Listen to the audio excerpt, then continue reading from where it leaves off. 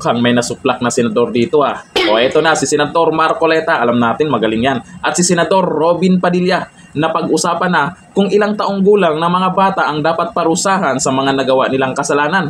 Ang alam ko, magaling dyan, si Kiko Pangilinan. O ito, panoorin natin ang video. Salamat po sa inyo. Thank you, Senator Pangilinan. Mr. President, next to interpolate is Senator Rodante Marcoleta. I move that he be recognized. Senator Marcoleta is recognized. Thank you, Mr. President. Senator Robin, okay pa ba? Opo. Parang isa pong katuwaan sa akin ng kayo po ay magtanong. Opo. Niisip ko kasi baka masakit na yung paa mo. Hindi po. Iniintindi ko rin yun, baka kasi bata ka pa eh. Nag-i-enjoy po ako. Salamat po, Mr. President. Mr. President, Your Honor, alam po ba ninyo na yung batas na tinatawag nating RA 10630, ito po yung nag-amyenda sa RA 9344 Opo. na kung saan ay yung pong criminal o minimum criminal responsibility po ay inilagay sa 15 years old. Alam din po ba ninyo na ang naging basihan kung bakit ito po ay nailagay nga sa 15 years old, ito po ay hinugot sa mga magkakaibang pamantayan mismo ng United Nations. Sila hindi nagkakaintindihan. Halimbawa po, yung UN Standard Minimum Rules for Administration of Justice o yung Beijing Rules, yun po walang specific age yun. Yun namang UN Guidelines for the Prevention of Juvenile Delinquents, yung Riyadh Guidelines. Hindi pare-pareho. Sa mga katwid yun pong 15 ay wala naman talagang basihan eh. Pwedeng 8, pwedeng 9, pwedeng 10. Ang pinag-uusapan po kasi dito in the final analysis, Mr. President, ay yung kapasidad ng isang bata na gumawa ng isang karumal-dumal na krimen. Kung kaya niya, kung meron siyang kapasidad na maintindihan niya ang pagkakaiba ng mali at saka yung tama. Iyon ang ating pamantayan. Sa mga katwid, kung yung bata kahit na 7 taon lang, ngunit kahit papaano mo pagbali-balik ta rin ang mapangyayari, alam niya ang consequence. Alam niya na darating siya sa ganito eh. Yung consequence ng kanyang magagawang krimen sa kanyang kapwa at sa lipunan, alam niya, kahit sa murang gulang pa lang. Pati yung ginamit niya, pamamaraan kung paano niya isasakatuparan yung krimen, isinasangkot din yun eh. Yung lawak nung consequence na kanyang nagawa, isinasang-alang-alang yun. Doon sa discretion na pinauunawa sa atin ng Korte Suprema sa magitan ng paggagawad niya ng guidelines. At ang pinakamahirap po, Mr. President, Your Honor, alam po ba ninyo, ang magpapatunay na yung bata na gumawa ng karumal-dumal na krimen, o yung tinatawag nating heinous crime, ang burden of proof yung Estado, ikaw ang magpapatunay na meron siyang discretion. Kapag nagkamali ka ng paglalatag mo ng ebidensya, absuelto yung bata. So nakapataw pa po, Mr. President, sa pananagutan ng Estado, kung ikaw ang prosecution, ikaw ang dapat sana patunayan ng bata, wala pa po akong discretion eh. Ang totoo niyan, hindi ko po kayang timbangin. Hindi ko po talaga alam na ganito po pa lang mangyayari. So sasabihin ng korte ngayon, walang discretion ito. Ligtas na naman siya. Ngayon, tutulong po yung social worker. Doon, hindi natin alam kung anong pamantayan na gagamitin ng social worker. Hindi po natin sinasabi, Mr. President, Your Honor, na wala pong kakayanan ng social worker. Ngunit napakarami pong isasaalang-alang dun eh. Para talaga mapagtibay mo na walang kakayahan talaga yung batang yun. Na yung kanyang ginawa, wala pa siyang kamalayan eh. Pero hindi binding sa korte yun eh. In the final analysis, Mr. President, Your Honor, ang magpapasa yung korte. O sige, palagay mo. May discretion, sabi ng korte. Pero sinasabi ng batas ngayon, na yun po yung ninanais nyong susugan, tama naman po kayo ron eh. Ang sinasabi po niya kasi ron eh, kailangan makilala natin kung anong mga consequences. Napakahirap nun eh. At pagkatapos, sige, napagtibay na. Hindi po ako naniniwala yung batas sa ngayon ay sapat para dun sa consequence na nagawa ng bata. Napatunayan na, may discretion eh. O sinabi ng batas, sige, mandatorily you will be confined at the Bahay Pag-asa. Pati nandun eh. Pero yung pong Bahay Pag-asa, rehabilitative po yun eh. Hindi po yung punitive na kagaya po ng mga preso na binabanggit ko kanina na kung saan naawa kayo sa mga batang gumawa no, kaya pinaghiwalay po ninyo sila eh. Nandun po ba yung pasilidad na talagang yung bata na nakagawa ng kasalanan na yan? Kompleto po ba yung pasilidad? Nandun po ba yung mga psychologists? Nandun po ba yung mga guidance counselor? Nandun po ba yung mga disciplinarian? O yung mga iba't iba pang sektor ng lipunan na merong interest para ma-rehabilitate yung bata na yun? Talaga bang nandun lahat yun? Sapagkat kung wala, yung bata, hindi rin may tutuwid yun. Kagaya nga po na sinasabi kanina, Senator Tulfo, pabalik-balik yun eh. Recidivist na yun eh. Pero, baka 7 years old. Kamukha po nung example nyo kanina, 8 taon lang nakagawa na eh. 10 taon lang nakagawa. Ano pong ibig nating sabihin dito? Yung modern approach po kasi, Mr. President, Your Honor, hindi na po binibigyan ng taon eh. Ang importante, kailangan po makita natin na yung bata, irrespective of the age, meron na siyang discernment. Yun po yung batayan.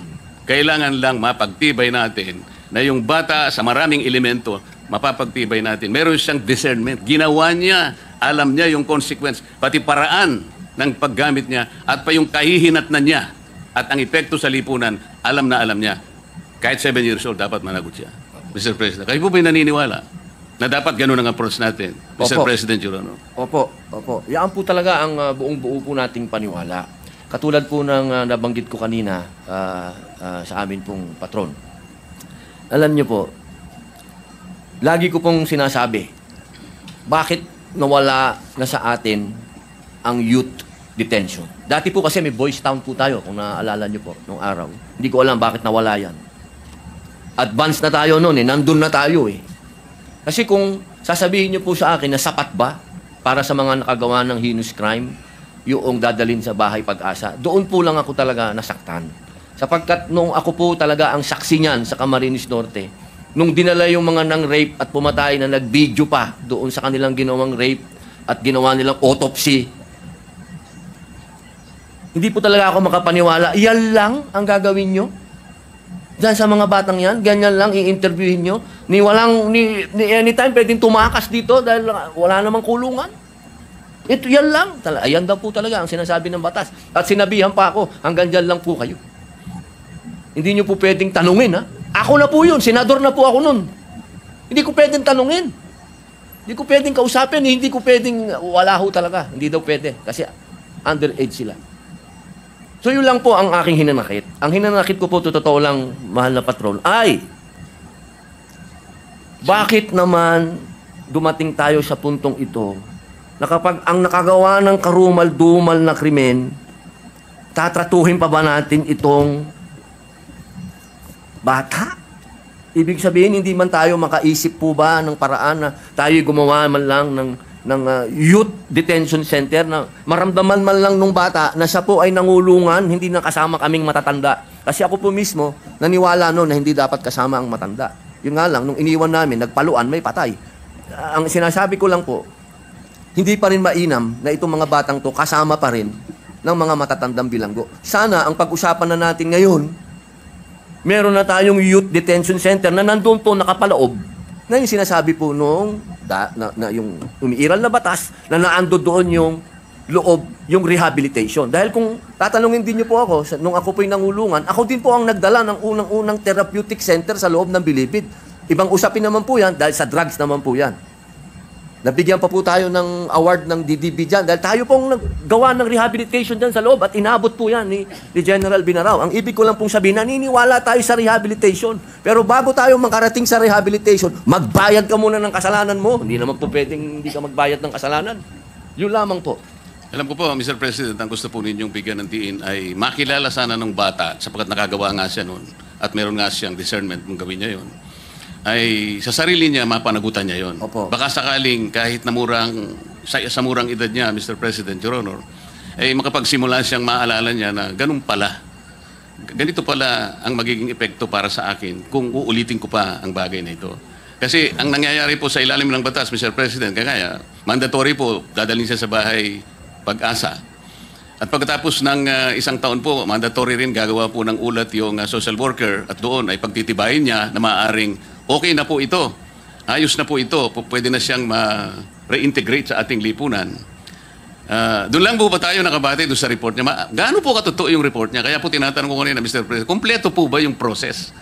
Nung siya'y makarating doon sa unang araw hanggang sa ika 1 year niya doon ay talagang lutong-luto siya na lahat ng kanyang pinagdaanan ay contributory sa pagiging isang mabuting tao na niya. Makapagsimula siya, makabalik sa mainstream ng ating lipunan. Hindi pa po yun ang inyong tinutukoy, Opo Mr. Yun President. po opo yun po yung, alam niyo po kasi dapat bata pa lang, alam na niya yung accountability. Kung ano yung ginawa niya, dapat alam niya na. Hindi dapat, alam niyo, ito lang po sinasabi ko, hindi po sa ibang kaso. Sa ibang kaso naman po, doon po sa batas kasi pagka 6 years below, parang probation din naman po yun. Wala naman po akong kontra doon. Doon lang sa heinous crimes. Ulitin ko po. Doon lang talaga. Yung karumal-dumal. Isipin nyo, kwentuhan lang ang puhunan mo pala. Pag ako'y pumatay ng tao, ng rape, na bata, ang mangyayari sa'yo, ang puhunan mo lang pagdating mo sa bahay pag-asa, kwentuhan lang. Wala kang gagawin, kundi makikipagkwentuhan ka lang doon sa lahat ng mga ibibigay sa'yo ng gobyerno, sa mga programa doon, pero hindi ka nagbabayad ng kasalanan mo. Importante po sa lahat, yung magbayad ka ng kasalanan mo, sa murang edad, maintindihan mo na kailangan mong magbayad ng kasalanan pag may utang ka. Yun lang naman ang kailangan na hindi mo pwedeng lagpasan yun. Kailangan magbayad ka. Ginawa mo yan eh. Pwede po bang malaman, Mr. President, nung kayo po ay unang nakalabag o nakagawa ng labag sa batas, anong taon po ba kayo? 10 taon po.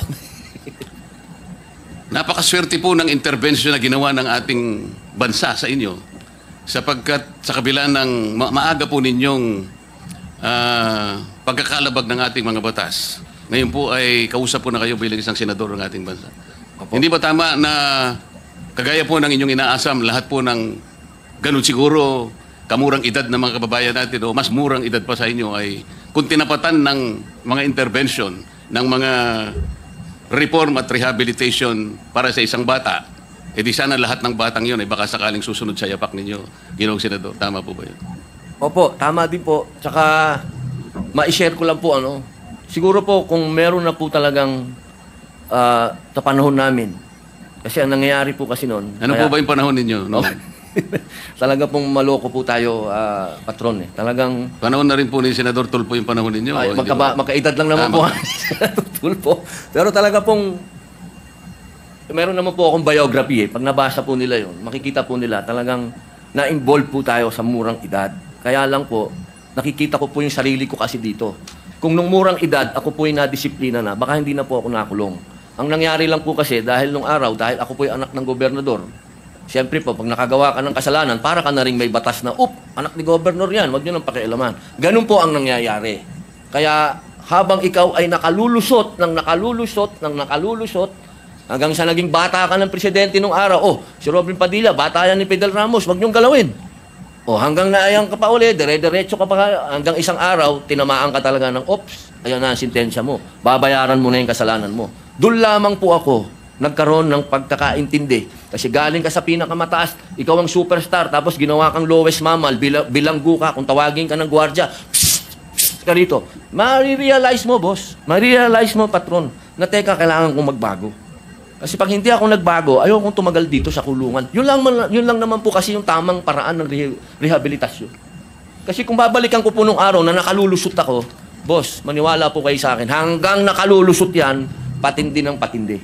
So, Mr. President, para hindi siya talaga makalusot, naintindihan ko po ang mga anmiyenda na gusto po ninyong mangyari. Palakasin po natin yung sa discernment. Opo. Na kinakailangang malinaw na yung batang gagawa ng paglabag, lalong-lalo na yung mga karumal-dumal na mga krimen, ay magkaroon man lang po ng talagang listahan na kapag ito ang lahat ng mga bagay na ito ay present habang ginagawa mo o nagawa mo ang paglabag na ito, siguradong meron kang discernment. Opo. At hindi ka makaliligtas sa batas kahit ang gulang mo pa ay 8, Opo. maaaring 9 o 10. So, inconsequential po rito, Mr. President, kung gaano ka kamurang edad. Opo. Ang importanteng lilitaw ay meron kang discernment, lalong-lalo na napasangkapan ka sa mga sindikato. Ibig sabihin, nakauunawa ka eh.